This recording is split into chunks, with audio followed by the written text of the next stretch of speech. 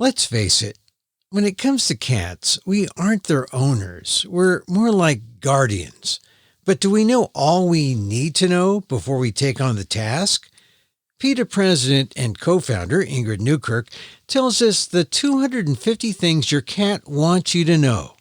It's an education in cats. Next on the PETA Podcast.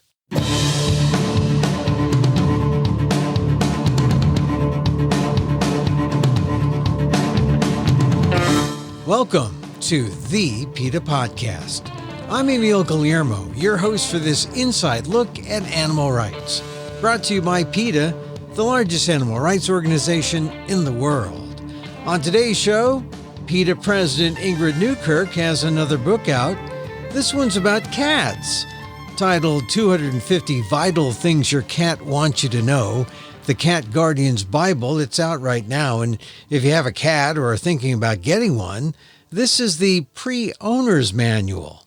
Here's my conversation with PETA President Ingrid Newkirk on the PETA Podcast. So let me ask you about this, this cat thing.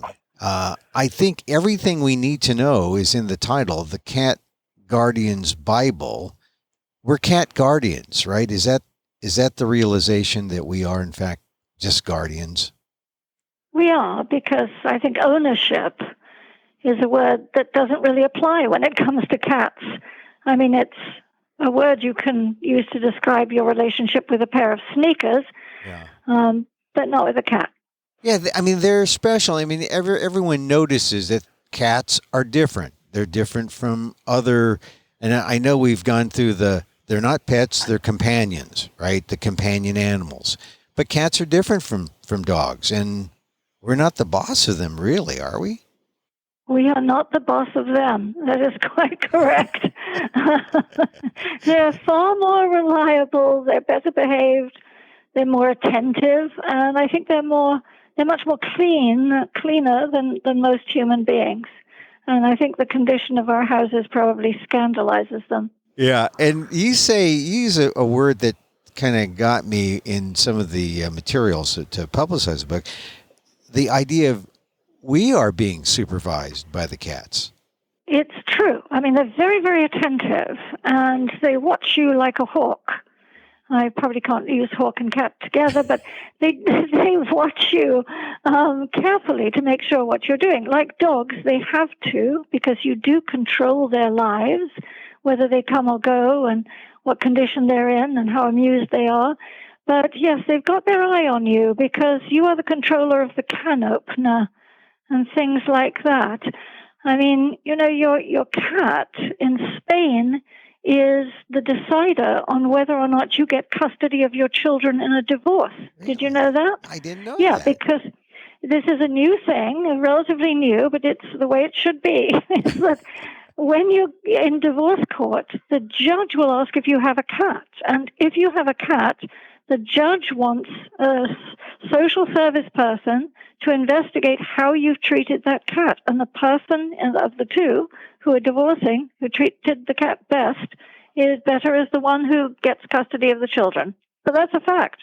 So it's a kind of cat justice. Yeah, absolutely is. And I mean, Europe is getting some more progressive animal laws, even things like goldfishes in a bowl, is that now the RSPCA and other places, Italy, Spain, require a certain amount of surface area and a certain amount of swimming area so that your fish can be better treated and more respected. So cats, yeah, we should be able to figure that out, what they need, and give it to them. And how we treat them is important. I mean, it's not irrelevant or trivial to say how you treat a cat or how you treat an animal is indicative of the kind of person you are.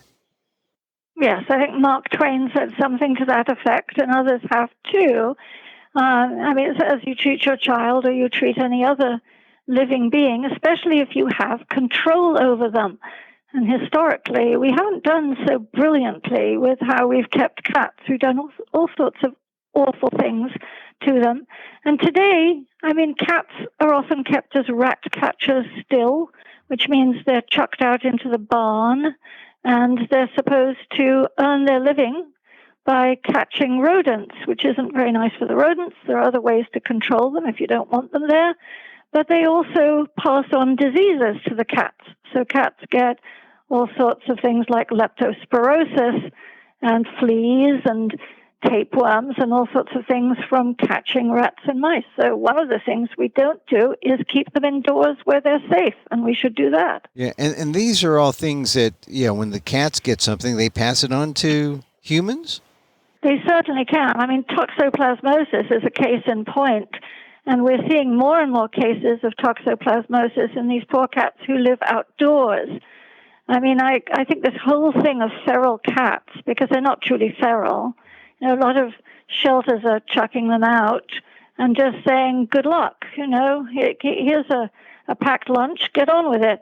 And they have to exist in summer. They have to go through heat looking for water. In winter, everything ices up. They can't get it. But they kill in order to survive. They get toxoplasmosis, which is passed on in their fecal matter. And so, I mean, you can, if you let your cat out and bring your cat back in, they can pass on toxoplasmosis in the litter box. Another reason to keep it impeccably clean. And you can get it.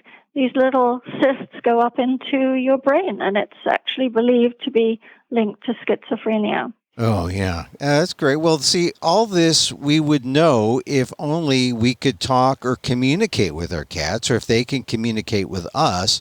Hence, the importance of 250 Vital Things Your Cat Wants You to Know, the Cat Guardian's Bible, which is your new book, which is, I guess there was a pressing need for all these things that people are just kind of ignorant about. Oh, there is, Emil, because, even the best of us, I mean, I look back at things I've done and really can't undo them, do regret them. I used to let my cats out. I thought it was cruel not to. And, of course, the list in the book of what you expose them to, if you do just open the door and wish them goodbye, is dogs, raccoons, evil people. I used to be a humane officer in Montgomery County, Maryland, and used to find actual bits of cats used in satanic rituals. They kill wildlife. They do get diseases, as you've said, and they can get run over.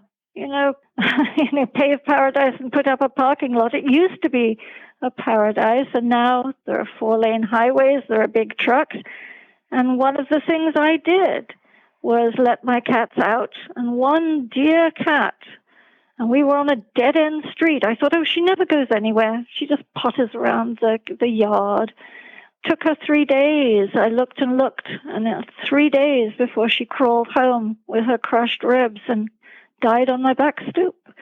So never again, but that's not the way to learn. And so I'm hoping the book will help people not make the same mistakes I did and be able to safeguard their cats and love them and respect them and look after them and make them really, really happy. Okay, we're going to get into some of those vital things that your cats want you to know, but was there one thing in particular that made you say, because you've written a number of books in the past, and there are so many other issues around, animal rights that you are concerned about, but is there something that struck you as, this is going to be the subject of my next book? Is there something that happened to you? Well, there are many things that I shouldn't have done that I did, that I don't want other people to run afoul of. But really, the impetus was from the cats in the PETA Norfolk headquarters office. We know that even though they have the entire run of the 4th floor, they can go in and out. We have little holes in every wall, including in the restrooms, so there's no privacy for anyone, that they still have a limited life. And so we're always trying to do things for them.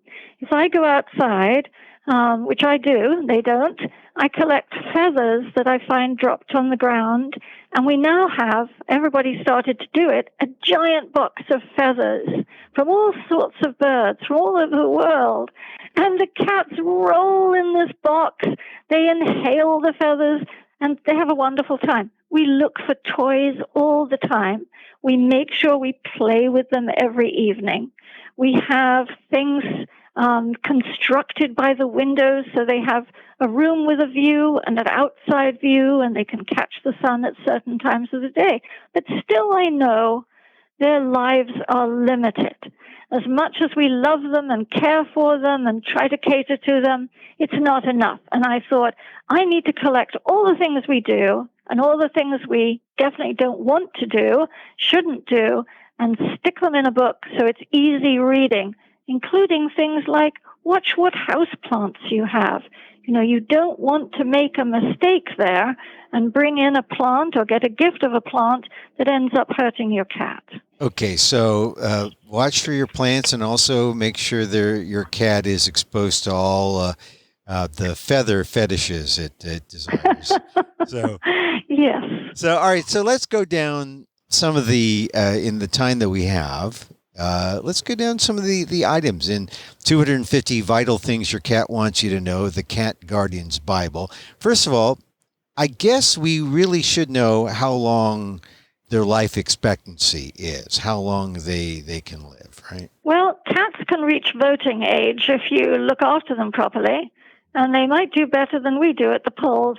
But yes, it depends, on their genetic makeup, their background, what they've been through as kids, and so on. But the big thing is, if you are sure to look after them, and I would suggest, when you feed them, don't feed them the same old muck, even if it's expensive muck that comes from the slaughterhouse. I would cook for my cat, and people may go, I'm not cooking for my cat. Well, you can, and I've got recipes, but you can buy wonderful, healthy, organic, truly humane foods, which I list, like V-Cat, Veggie Cat. But whatever you're feeding, put in a little crushed garlic, a little thyme, a little rosemary, a little parsley. Give them something other than those ground-up organ meats. Deflea them regularly and properly. Don't let them be scratching about the house.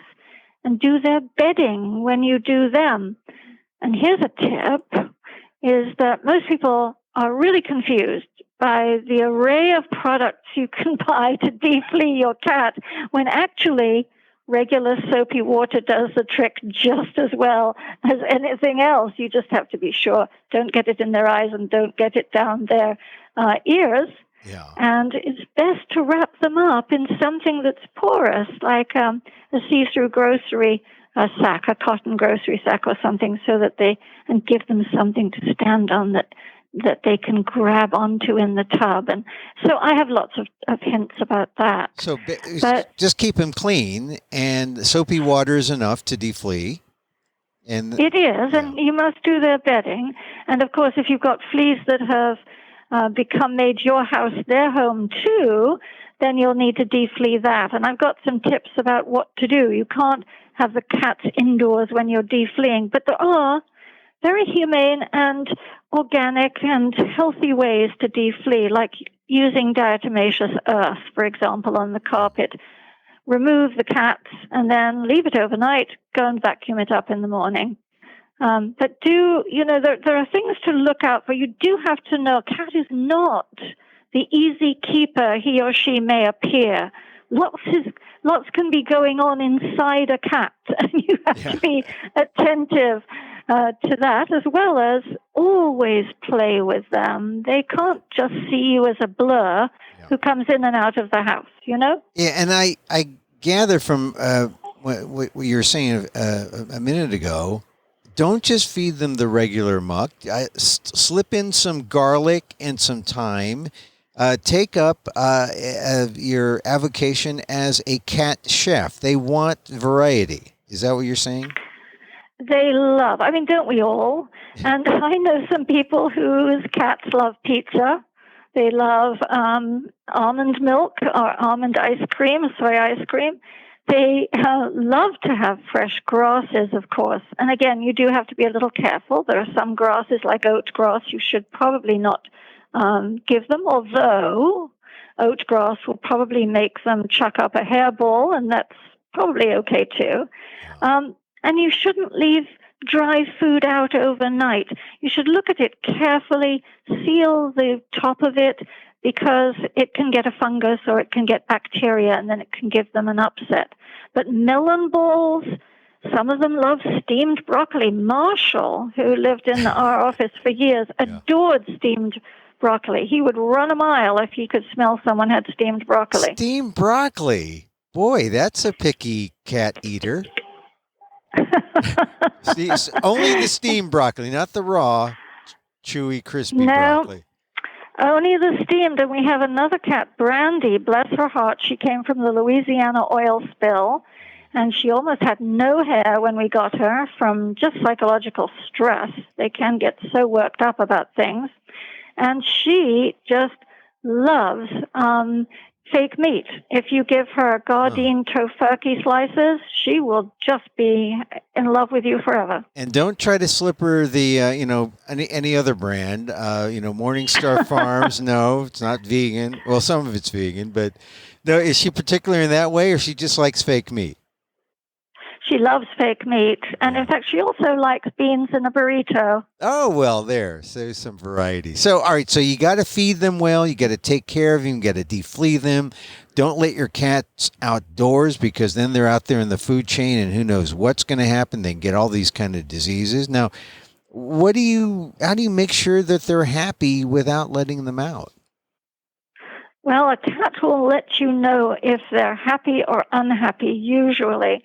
And it goes from dirty looks to hissing at you, to cuddling up with you and asking for attention because they're saying, hello, I'm here, remember me? I mean, perhaps you have a partner in the house. You should never let anybody push a cat off the bed or the couch. That's so insulting. They will remember that, and they will resent it. They do? They remember? They have short memories? Like if I push a cat off the bed, how many? Is that like a month's worth of cat vengeance or less? It could be for their whole 9 lives that they'll remember you, Emil, in the wrong kind of way. I'm never pushing a cat off a bed again. They get to stay. But you have to figure out what's going on in their lives. I mean, one of the things I touched on litter, but litter is so important. I mean, imagine if you went into your bathroom and had to step in waste. I mean, I hate to say it, but oh my God, you'd be upset. And it's the same with them. They're fastidious. And so you do have to watch the litter box many times a day. And I know people who think, I'll get to it, and don't. Or they have one of those ghastly self-cleaning, so-called litter boxes, which are frightening to many cats, and which don't do a good job because they hold the waste under the tray. Cats don't want to sniff that. They want to put their pristine little feet into clean litter. So you have to clean it at least once a week. But, I mean, provide for your cat. You make them happy by giving them something simple. A cardboard box. It might just look like a clump of useless cardboard to you. A cardboard box, any size. They'll squeeze into a tiny one. They'll lounge in a big one. A cardboard box is cat heaven. Yeah. And then if you put a little catnip on it, oh my goodness, then it really is heaven. Yes, and you can watch them hallucinate. But one other thing is, do give them a view, because even if you have to drag a dresser over to the window, maybe the windowsill is too small a ledge, maybe they have to have a really svelte bottom to get on that small ledge, and they're like Renoir's women, not like that. I mean, you drag something over so that they can get on it and look out. And they're like the nosy neighbor in Bewitched. Yeah. I mean, they want to look behind, see what's going on. And they're professional bird watchers. So give them some, maybe put a bird feeder outside the window if you can. So that's one of the 250 vital things your cat wants you to know. The cat wants a view. Yes. He wants, and so it may add to the rent, may add to the mortgage, but a view is what your cat demands. I notice this.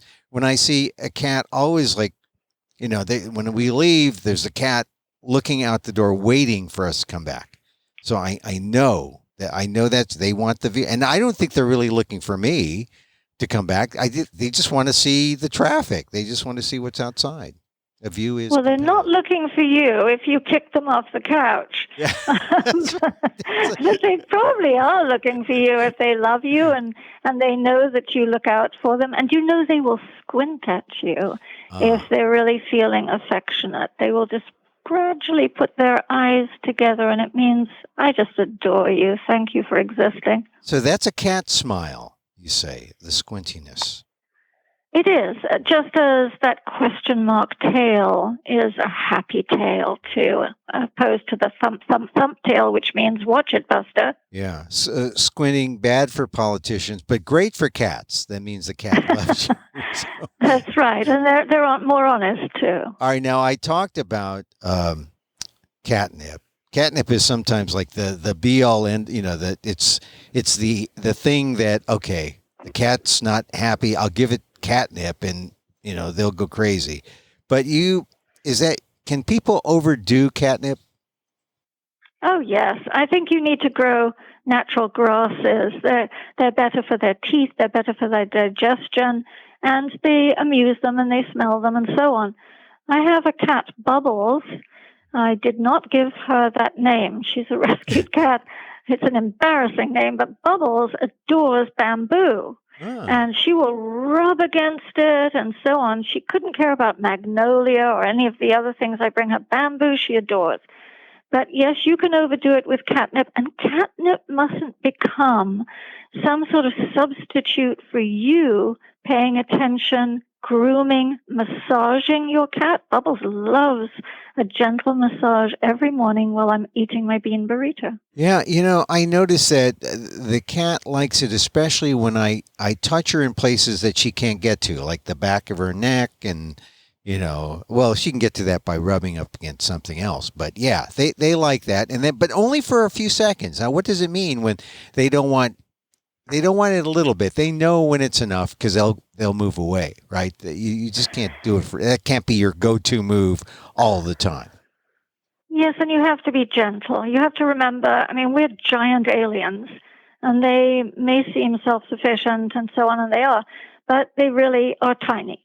But I'll tell you a horror story, if I may, Emil. Yeah, go ahead, please. There's somebody who just loved his cat, but as his cat got older, his cat became terribly grumpy, and if he would go to pet this cat, the cat would spit and hiss at him and get really upset. He said, I asked him, what's wrong? And he said, it's just old age, getting to be a real grump. And then one day, he took his cat to the vet for something routine, and the cat said, he told the vet this, and the vet said, put the cat on the floor, will you? So he did. And the cat went around the room walking and was having trouble with it. And the vet said, your cat has something seriously wrong. The cat had a brain tumor. It was affecting him to the degree that when someone went to touch his head, he was very nervous and very upset. And so I find that people sometimes just attribute things to old age. Right. And old age isn't a disease. There are things you get as you age, but each one is a symptom of something that's happening. And so you have to be careful. If you touch your cat and your cat is sensitive, make sure there isn't something going on. The reason that this man hadn't seen that his cat was having trouble with his vision because of the brain tumor is that the cat knew his way around that house, had been there for years, but put on the floor of the vet's office, he couldn't really manage. And they took an x-ray or whatever they do and found that he had been in pain for quite a long time. So never just brush it off as, he's grumpy or, he doesn't want to play. Maybe, but maybe not. All right. So that's one thing, investigate these things that might be, it might seem odd. You just can't make assumptions. But sometimes when cats do communicate, they do things like they'll scratch furniture or they'll scratch, they'll scratch things that or that they know you'll react to and, you'll respond to them. What do you do about a scratching cat? What are some things that people can do? Well, fish gotta swim and cats gotta scratch. It's just part of their lives. You cannot punish a cat for scratching. What you can do is try to get a cat not to scratch where you don't want them to do. For example, you don't want your couch to be shredded. So there are things you can do. First, make sure you've got good places for the cat to scratch. Drag in a stump from the woods. I mean, bang it about and leave it outside for a while to get rid of little resident insects. But give them a stump. Give them scratching posts in various places. Give them a sisal-covered cat tree. Most important, make sure you're cutting their nails, that you're trimming their nails, because there's a quick in there. You can easily learn how to not touch the quick, because if you cut the quick, they'll never let you touch them again. But if you're too nervous, get the vet to do it. The more you do it, the more the quick recedes. Never, ever, ever, ever, ever declaw a cat. That is not a simple procedure.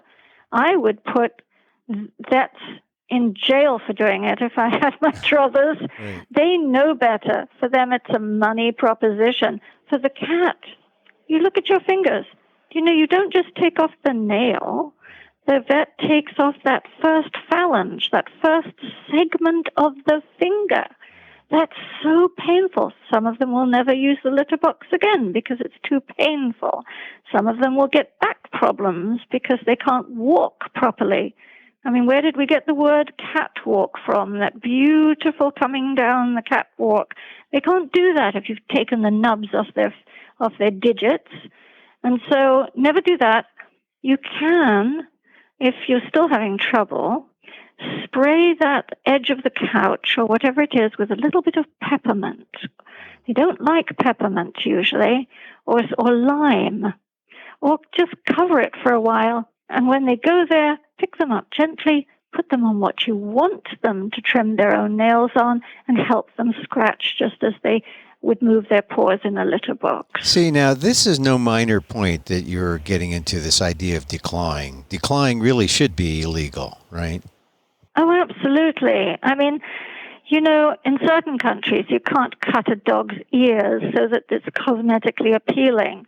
If you want to hack and mutilate your cat's feet, then is your couch really more important than a cat? Don't have a cat. Get a wind-up toy or something. It's just absolutely unforgivable. Yeah. Now, Ingrid, in the time remaining we have with you, I'm sure that people who are listening who are dog lovers are saying, yeah, see, that's why I'm a dog lover. That's why you don't really get into the debate, cat or dogs, but how do you respond to people who are just adamantly chauvinistic about dogs? In the same way that people are adamantly chauvinistic about cats. I mean, how do you bridge the gap between the two? Oh, it's so funny because, some people say I would never have a cat, or I don't like cats, which is a kind of odd thing to say. It's like saying I don't like people from Lithuania. I don't know. Have you ever met one? I like them. So it's very odd, isn't it? Because I've known people, so many people have told me stories about, say, a husband, sorry to pick on husbands, but a husband who said, don't you bring a cat, I don't like cats. And then, of course, they fall hopelessly in love with the cat who comes in, and the cat becomes their cat, and the cat sleeps on their chest. So it's a question of familiarity, I think, more than anything. And people who perhaps have grown up with dogs, I certainly grew up with a dog, think, there's nothing more special than a dog. Just means that you don't know cats. They're all special in a particular important way that you just haven't discovered yet. They're all fabulous. Yeah, I thought I was one way, and then I got one, and then I was the other way, and you're right. It's just that we don't know, which is why 250 Vital Things Your Cat Wants You to Know, the Cat Guardian's Bible, is important. So if people read this, will they know everything about cat body language and, when to give your cat a birthday gift or, what cat holidays to celebrate? Will they know all that? They'll know everything, Emil. They'll know absolutely everything in the world there is to know about cats. No, I can't promise that. They will know something about the history of what we've done to cats. They'll know something about cat language, cat communication, what to do if the horrible day arrives, which it did for me, never thought it would, when your cat goes missing and you are just beside yourself. They'll learn a lot about cats, but I may have to do a sequel to make it sure we've got everything covered. Well, what do you do when your cat goes away? I mean, we didn't really cover that when they go missing. What should you do? Oh, Lord, it's a nightmare. In my case, I had a cat called Moomin, who was an orphan cat. And I always kept her inside at that point because I'd had the awful incident with my other cat getting hit by a car.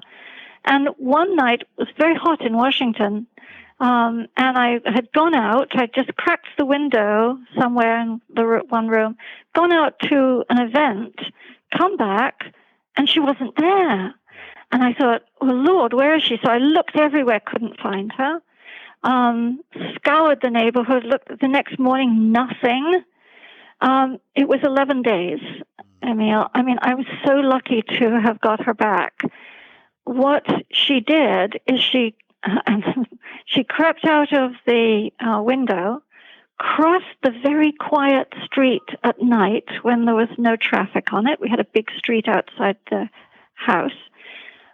It walked away looking for things. It started to rain, so she hid under a bush. The next morning, she tried to come back, and I'll tell you why I know all this. She tried to come back, but now the road was full of rush hour traffic, and she was petrified, so she turned back again and kept walking further and further away, about a mile away. I did everything I say in the book to do because I know it's all vital. Go to every shelter yourself personally and look, because the people are busy, and just calling them, it may not get recorded. The wrong person may not see your cat. Make sure your cat's microchipped. Go out at night and call down drains because they wedge themselves in teeny crevices, and sometimes they get stuck. They get stuck inside a wheel well of a car, for example. They get stuck inside a pipe somewhere. So call and listen, talk to every child, every mail carrier. And what I did, which saved the day, is I got big pieces of plywood and I spray painted reward cat and just the color of the cat, not male or female, because people get that wrong. And they think, oh, well, that's not this one then. And the number. And I made sure I was at that number. That number was answered all the time. And people Someone called me. Yeah. Somebody called me and she said, I think I've got your cat. She said, I was going to keep her. She's been eating out of my cat's bowl. She's living under the porch, but I think that's her. And I ran. I found her, and she was thin. She was scared. She'd lost weight. In that 11 days, she must have heard every raccoon passing through that yard. And I was so happy. I was just crying, Emil. I brought her home and put her on my bed. But yeah.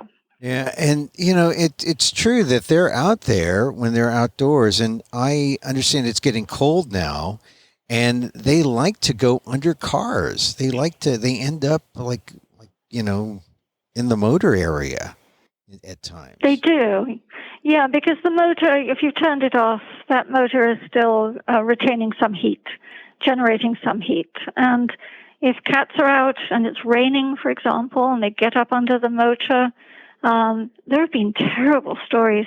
Even cats going miles and miles inside a car, and then someone hearing the mew and realizing, oh, Lord, there's a kitten or a cat up inside my motor. They get stuck. They can get torn apart by the fan belt.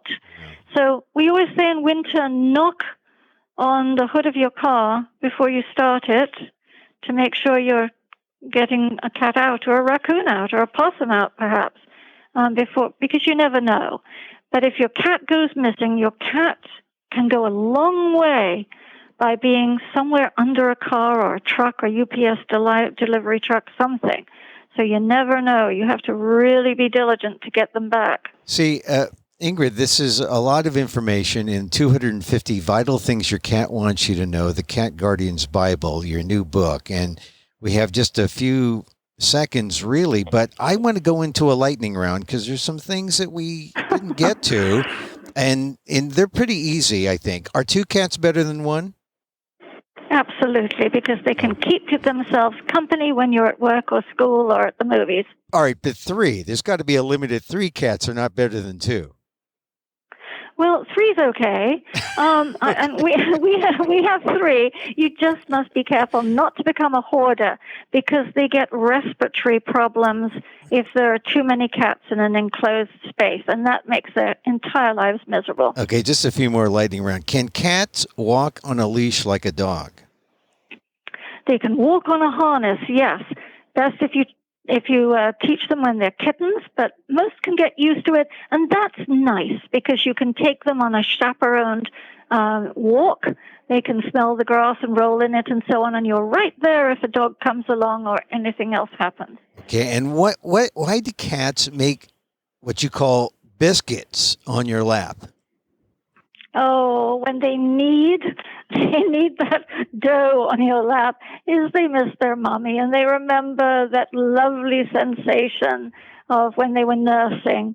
So they're just reliving their childhood memories. See, when you say things like that, I mean, when you hear people say, "Oh, well, cats are feral, they're wild," and cats should be community cats, and they notch their ears and they send them out into the streets and they don't really foster them, and they make everyone in the community take care of them. That's such a bad idea after you hear stories about cats wanting to make biscuits on your lap. Well, it sounds good, is that you don't have to do anything but just let them out there. But most of these cats, they don't fare well. They get eye infections. They get respiratory disease. They suffer from parasites out there. They're bitterly cold when the ice and the snow and the winds come and the storms. And they have a very hard life out there. So I always think, would you take your dearly loved cat, who's asleep now on this perch behind me in the sun, and just chuck him outside and say, "So long, hope you manage." All our cats at home, they get all sorts of problems. They'll get a kidney problem or a heart problem, or they'll injure themselves, or they need vaccines. They don't get any of that stuff out there. And how do they die out there? They don't die of healthy old age in their sleep. They deteriorate, and they're not in good shape at all by the time they go, or they meet an accident or an evil person or something. See, and we don't need to experience all that stuff when it, as it happens. We could just read your book, 250 Vital Things Your Cat Wants You to Know, the Cat Guardian's Bible. It's kind of a cat education, really. Yes, I hope so. I hope people come away going, "Gosh, I know who to give this book to. That person next door who lets their cat out, or that person whose cat has fleas," or whatever it is. But yes, there are lots of fun things to do, lots of fun ideas in it, and lots of very practical things that make sure your cat loves you, you love your cat, and your cat lives to a fine, old, healthy old age. Well, Ingrid Newkirk, really, thank you for your time, and thank you for the book. Good luck on it. It comes out, the release date is November 6th, but people should pre-order if they get this before the 6th, or they can just go to Amazon and leave a review when they read it. It's 250 Vital Things Your Cat Wants You to Know, the Cat Guardian's Bible. And was this one of the more fun books you've had to put together and write? Oh, yes, absolutely. And my cats looked over my shoulder to make sure I was getting it right. Well, you had an editor and a cat editor, too. So 3 of them. Yeah. Ingrid, thank you very much for being on the PETA Podcast. Oh, thank you, Emil, very much.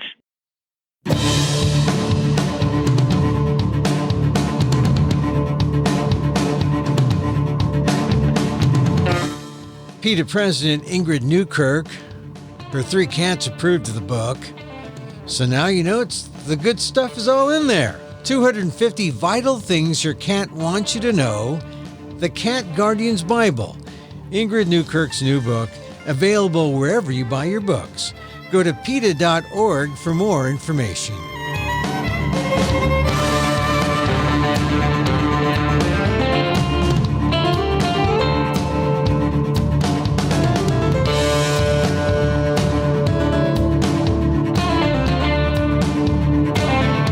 that's our show for today. Thank you for listening. Don't forget to send a link of this show to your friends. Tell them you like the PETA Podcast. Contact us at PETA.org. You can find me on Twitter at Emil Amok, EMILAMOK, or see my vlog at AMOK.com, or see my work at ALDEF, the Asian American Legal Defense and Education Fund, at ALDEF, AALDEF.org/blog.